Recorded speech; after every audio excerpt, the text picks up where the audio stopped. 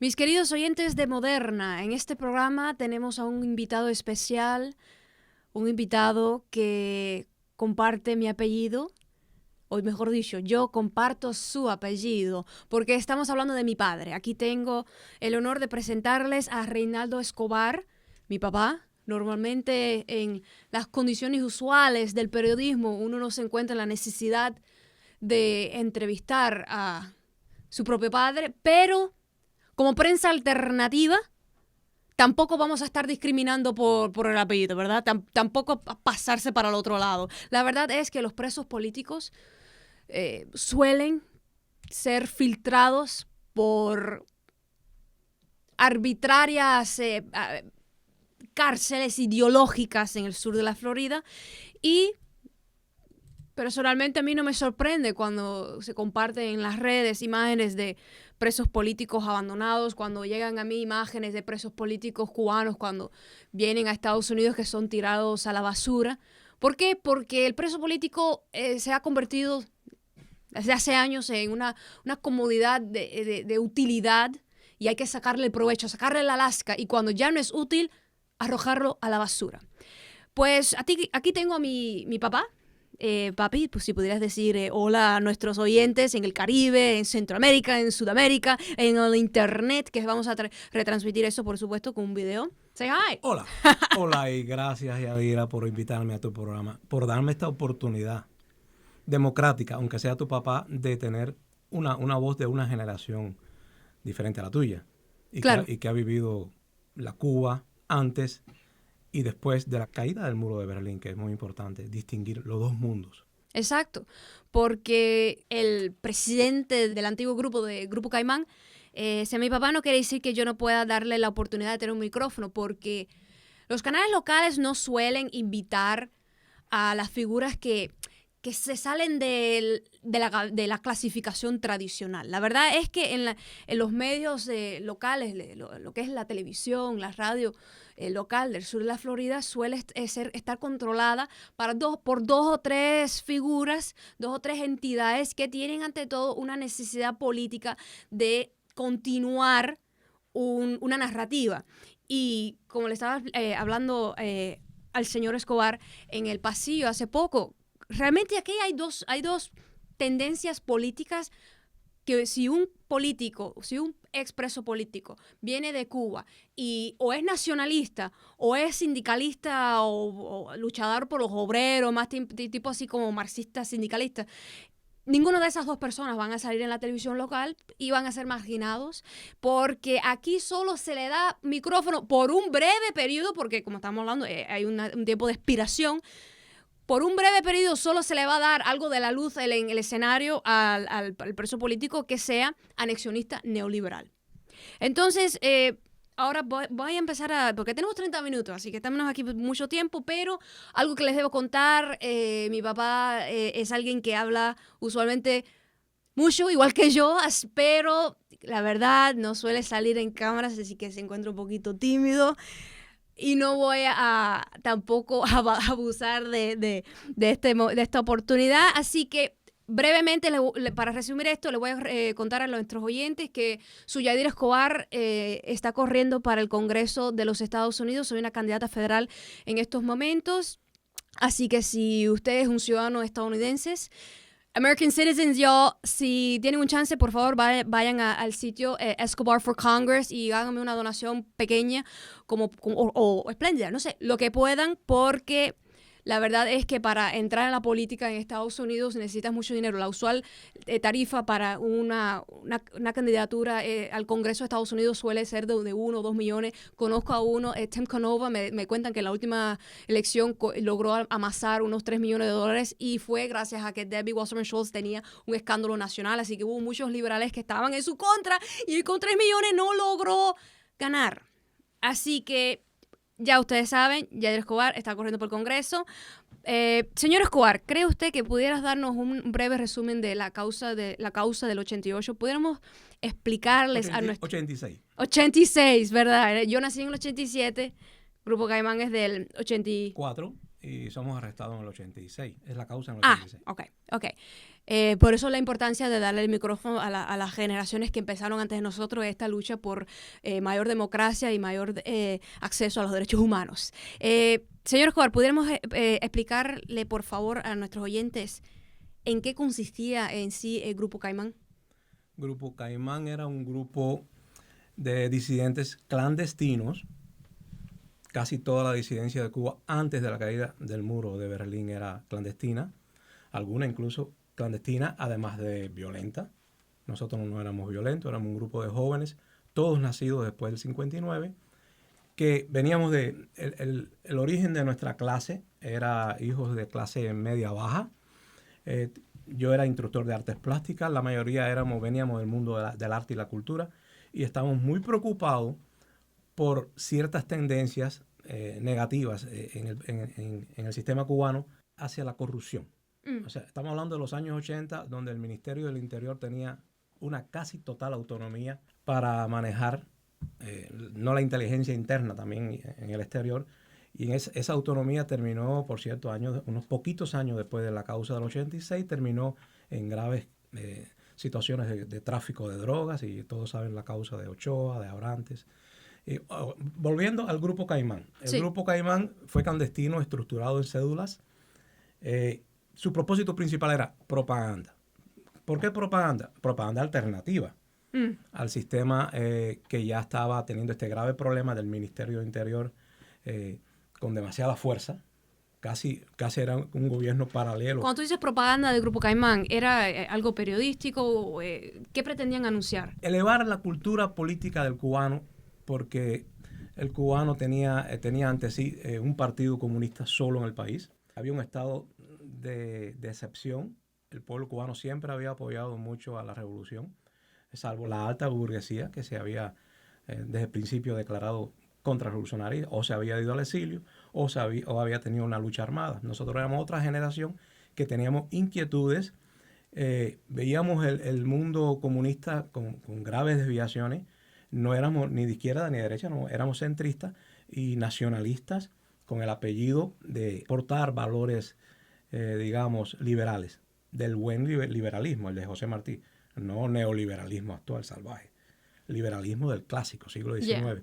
Entonces, la juventud se reúne, tiene que tener una forma clandestina en ese momento, porque no es como sucedió después, que la disidencia entra y sale del país y los grandes medios la reproducen. No, aquello era totalmente clandestino, y desde el 84 hasta el 86, donde fuimos arrestados por seguridad del Estado. Todavía. Varios miembros arrestados, ¿no? Sí, muchos. A veces hemos bromeado en casa un poco del humor negro, decir medio Camagüey fue arrestado por gente que no tenía nada que ver ya con el grupo. Es importante señalar que estamos en Camagüey, y quizá por eso algunos medios internacionales ni se enteraron o no quisieron enterarse, porque... Sí, nadie pidió, ninguna organización internacional pidió por la liberación del preso político Reinaldo Escobar. Ni siquiera Radio Martí, que ya llevaba un año en el aire, porque cuando Radio Martí empieza en el 85 a transmitir hacia Cuba, y tienen que haber sabido ellos, o si tuvieran un buen periodismo, tienen que haber sabido la existencia del grupo.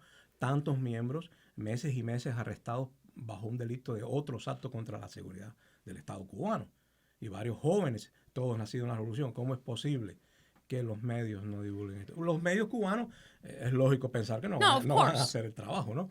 Por supuesto, el Ministerio del Interior, con tanta autonomía, exageró, desvió hacia lo que a ellos les interesaba poner al grupo. Terrorismo, intentos de asaltar un canal de televisión local. Sí, no, aquel humilde grupo de jóvenes que escuchaban música de los 80, que tenían cierto diversionismo ideológico, pero que eran esencialmente inofensivos, según los parámetros de lo que es la sublevación típica, lo que es la guerrilla. El Grupo Caimán era totalmente pacifista, y de nuevo, era una agrupación estudiantil clandestina por las condiciones del país, donde no había un espacio para ninguna disidencia. No solo disidencia, sino asociaciones independientes del Estado. No, ni siquiera podía ser socialista independiente. Sí, a eso me refiero. O sea, ok, aunque tú quisieras apoyar la revolución por tus propias iniciativas, tu propia espontánea, ya, a eso nos referíamos. No se te podía ocurrir, porque ya eso era un peligro para la estructura. Claro, porque y en esa época Cuba no estaba sola en el mundo. La geopolítica giraba alrededor de los parámetros de una guerra fría. Sí. y la burocracia estaba con el gobierno, obviamente. Mucha gente en la cultura, después de los casos aquellos de Padilla, se habían domesticado y estaban totalmente apoyando al aparato ideológico, educativo, cultural de la revolución. Luego de que cae el muro de Berlín no fue así. La mayoría han emigrado a México, a Miami, y ahora pretenden heredar los valores de la derecha anexionista.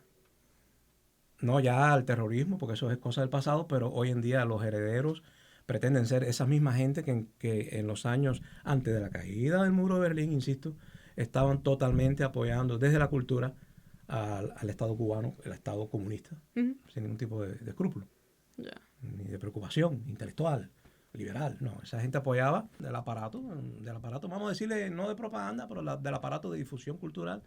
Y hoy en día sale con una bandera y pide por un delincuente que se hace pasar por disidente, que dirige un PACU, un grupo que tiene el mal gusto de llamarse Unión Patriótica, cuando todos se supone que seamos patriotas, de derecha y de izquierda. O sea, que eso está en disputa.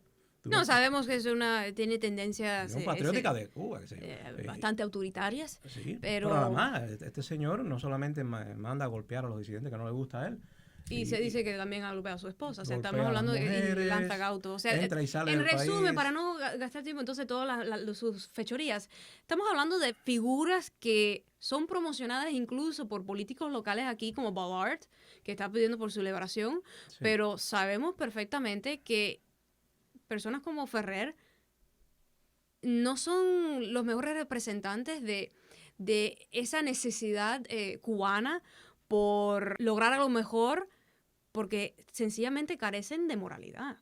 Juzgándolo desde la óptica más elemental, un político, un líder social, tiene que llevarse con sus vecinos, tiene que tener propuestas viables, no les interesa, a pesar de que no son clandestinos como éramos nosotros, como siempre fue bueno, en aquellos años, cuando un disidente, sobre todo después de tener un problema, era perseguido, como era lógico, por el aparato fuerte aquel.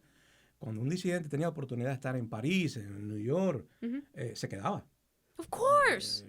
Tú nunca regresabas. No, ni estos son más valientes que los anteriores. No, sabemos que la disidencia actual le ha cogido el gusto, entra y sale y todo eso. Entran y salen. Yeah. Pero además tienen el descaro de decir abiertamente que Estados Unidos puede decirle a Cuba cómo democratizarse. O sea, mejor dicho, a los cubanos, cómo democratizarse. No, que entra ese anexionismo, es escandaloso cuando tú comparas el legado histórico de rebeldía, de deseos de soberanía absoluta de todos los luchadores cubanos durante las décadas. O sea, las luchas ortodoxas, incluso los auténticos al principio. O sea, siempre había un deseo de ser propio, de crear lo propio, desde la cubanía, crear algo exclusivamente hecho por nosotros. Y entonces para mí es sumamente asombroso cuando uno lee las propuestas o escucha las propuestas de estas personas que pretenden ser los nuevos líderes sociales dentro de Cuba,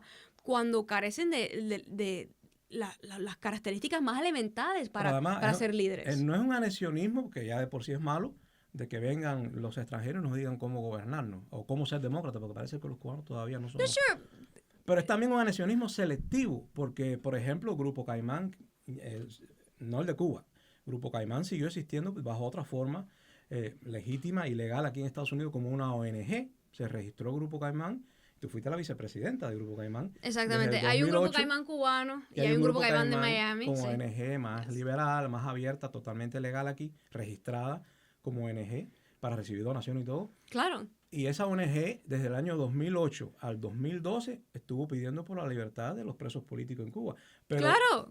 No que la prensa local se hizo eco de eso. Claro. La prensa local no lo cubrió. No, totalmente. Porque, de nuevo, Grupo Caimán no encajaba en esa obra de teatro. Claro. Y lo que sucede es que... Pero también pedíamos en Grupo Caimán por la restauración de relaciones diplomáticas, por las buenas relaciones entre Cuba y Israel. O sea, la eliminación de la tarjeta blanca. La eliminación de la tarjeta y la libertad de los presos de conciencia. Exactamente. Básicamente, al final Pero el anexionismo de ellos es selectivo, te repito, porque ellos dicen, Grupo Caimán pide por la libertad de los presos políticos. No nos interesa, el Grupo Caimán no usa dinero del USA, no nos va a mandar remesas a Cuba. Lógico, yo puedo mandar remesas a Cuba cuando yo salgo en libertad, que Cuba me retiene durante tantos años la tarjeta blanca, que tú misma eras una niña pequeña, no podíamos, teníamos Sí, visa. porque una vez, para aclararle a nuestro público, una vez que el señor Escobar es puesto en libertad, en aquella época en Cuba no era posible tener un negocio propio. Todos los empleos todavía eran estatales y obviamente si habías caído en problemas para un ex preso político era prácticamente imposible conseguir un empleo, pero como no se iba a rendir, mi padre, luchador al fin, nos sostuvo, o sea, se hizo cargo totalmente de su familia y se incorporó a lo que es la economía informal, de ser un cuentapropistas sin licencia. No porque quisiera estar al margen de la ley, sino porque en esa época en Cuba no era posible conseguir una licencia. Y recalco esto porque siempre hay una opción para ser opositor dentro de cualquier sistema. Es un derecho. Exacto. Es necesario aún. Sí, saludable para una sociedad. Of course. Pero el punto es que hay que hacer las cosas bien para que puedan producir buenos resultados. Y mi padre, aún en los tiempos más oscuros de la incertidumbre, que nadie quitará de mí, como yo vi en una época de escasez, que nosotros teníamos tanta dificultad real, que yo vi a mi padre como no permitió que no tuviéramos en un día de apagón y de tragedia nacional, porque también cuando eso, sabemos que nosotros tuvimos el comienzo del periodo especial, pero yo vi cómo mi padre fue con su hacha y desmontó el portal. Para cocinar no teníamos combustible. Para hervir la leche de mi hermanito. Pero no recibí ni un solo centavo. Pero no recibiste dinero. Yes. De otro estado. No lo hiciste. Algunos de mi grupo, ya expresos políticos desde New York, me mandaban un poco de ayuda, no para vivir de eso, pero un poco de ayuda que yo agradecí mucho. Porque sí, era poquito porque ellos de por sí, ellos mismos estaban empezando su vida de inmigrante en Estados Unidos. Nadie los apoyó aquí, ni una organización del exilio apoyaba. No, a ellos tampoco, porque éramos muy nacionalistas y ya el exilio en esa época ya era marcadamente anexionista. Pero esos pesitos fueron un buen apoyo moral. Sí, a mí me dieron el aliento para poder seguir adelante, para poder insistir en que finalmente Cuba me dio la salida, me dio el permiso, pero fueron muchos años teniendo una visa como refugiado político y que no podía salir del país. Por eso el Grupo Caimán de Miami, como ONG no lucrativa, pedía por la eliminación de la tarjeta blanca y estábamos muy contentos cuando pasó. Sí. Ya, eliminada la tarjeta blanca. No ve, caballero, las cosas no se quedan siniestras para siempre. Claro. Tú haces ruido, tú sacas firma, tú reúnes cubanos, tú haces presión pacífica y sí se pueden hacer cambios, siempre tanto sean cosas razonables, cosas que ayuden a progresar a la nación cubana, ¿no? La crítica esta estéril aquí de Miami que lo que está buscando es seguir destruyendo, seguir lucrando del conflicto entre los cubanos y ante todo quedarse con el mayor porcentaje del dinero dirigido de los impuestos de Estados Unidos a la subversión. Creo que como un 80%, la última vez que yo leí era como un 80%. La mayoría de ese dinero se queda aquí en Miami. Así que es natural que aquí se fajen incluso, porque nosotros sabemos por experiencia propia la jungla que es entre todas estas organizaciones cubanoamericanas, cuando todas están compitiendo entre sí y tratando de... Es un negocio, es el negocio de la contrarrevolución. Es una piñata. El negocio de la contrarrevolución, que no hacen ni contrarrevolución ni revolución, no hacen nada. No. Pero incluso que pudiéramos decir que el sueño de estos grupos de poder aquí en Miami es que Cuba acepte el rol de, bueno, ustedes se quedan con la población de Cuba. Ellos esperan que... Y nosotros nos quedamos con la gente de Miami. Yes. Y está todo quieto así, el conflicto es eterno por los siglos de los siglos. Exactamente. Por eso es que... eso es una de las tantas razones por la cual nosotros en Grupo Caimán ignoramos el rol que se nos querían asignar, porque hubo gente que trató de influir, de decir, no, que quita esta estrellita de tu tarjeta, tienes que reunirte con no sé qué, aplica por tal cosa. No, eso no se negocia. Llama, ponte en contacto con fulano. Y yo digo, ¿para qué vamos a llamar a fulano de tal si se pasa la vida entera? Lo único que hace fulano, mengano, ¿y cuál es el tercero? Fulano, mengano. Zutano. Ya, los tres, ¿no?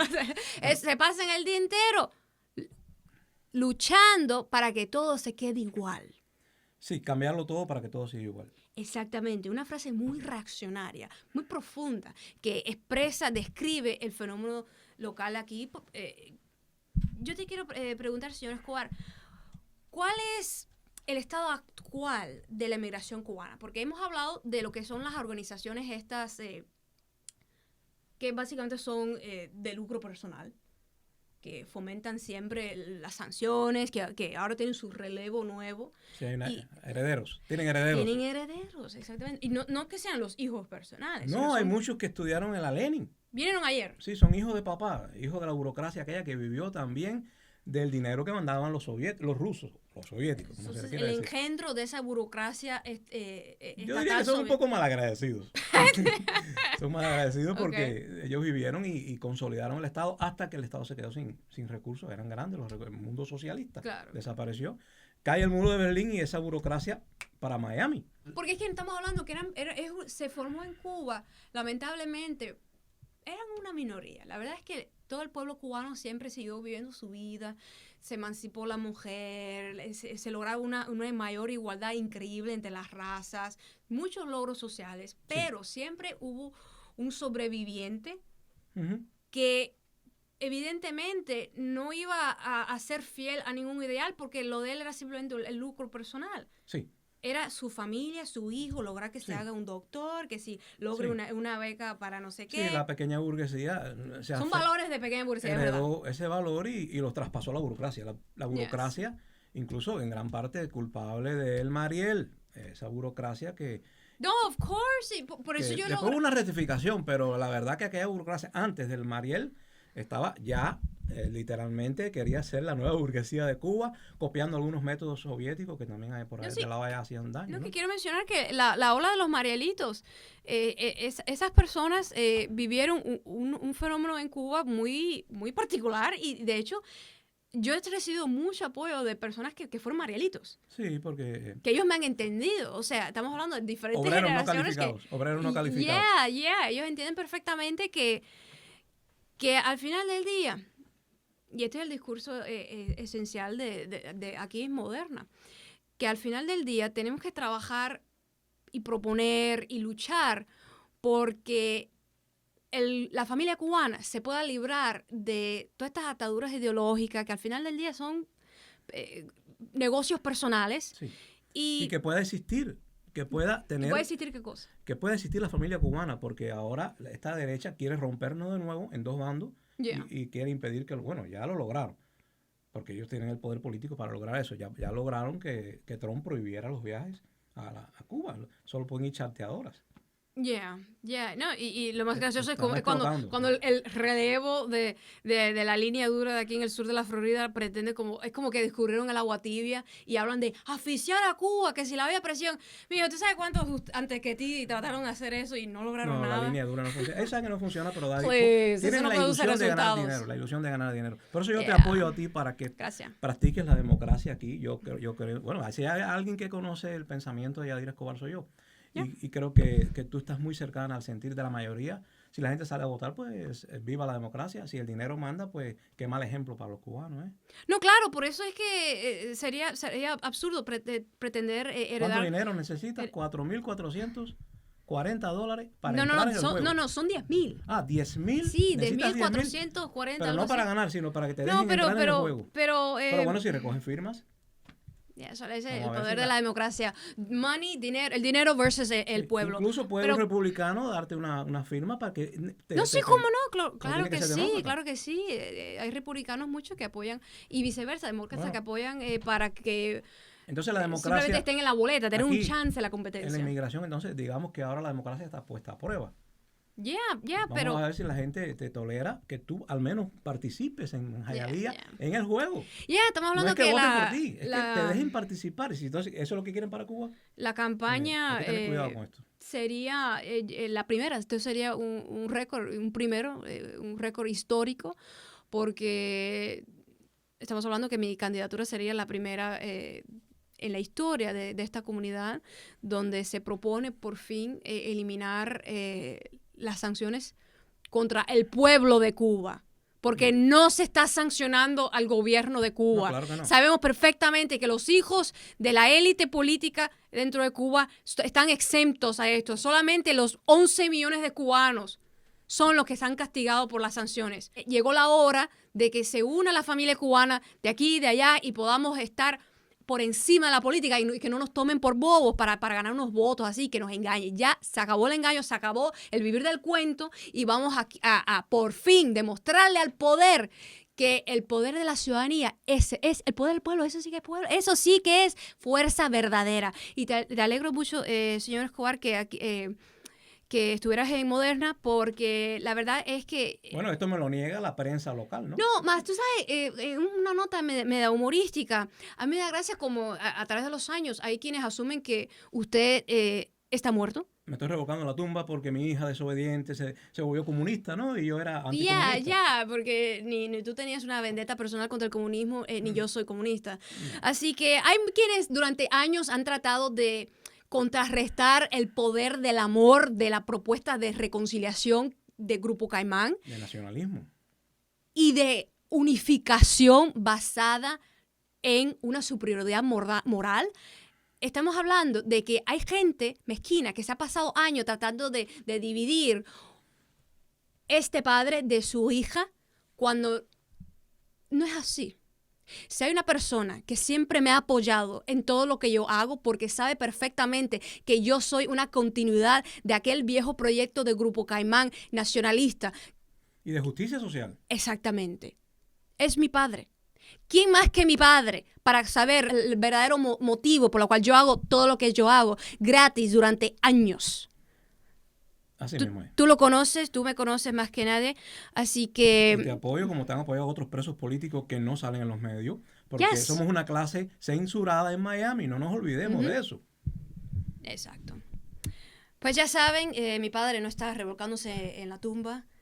Mi padre está aquí, vivito y coleando, y estamos más fuertes que nunca y con un propósito bien grande. Tenemos unas metas espectaculares y estamos más que unidos en esta lucha por ti, mi querido público. Vivan los pueblos del mundo, vamos a seguir fuerte con amor y entusiasmo por un día mejor. Los mejores días están por llegar. Joe Biden, no me lo vas a robar, esa frase es mía. Sí, ya llevas años diciéndolo. No. Esa frase es mía. Gracias por invitarme, Yadira. Un gusto.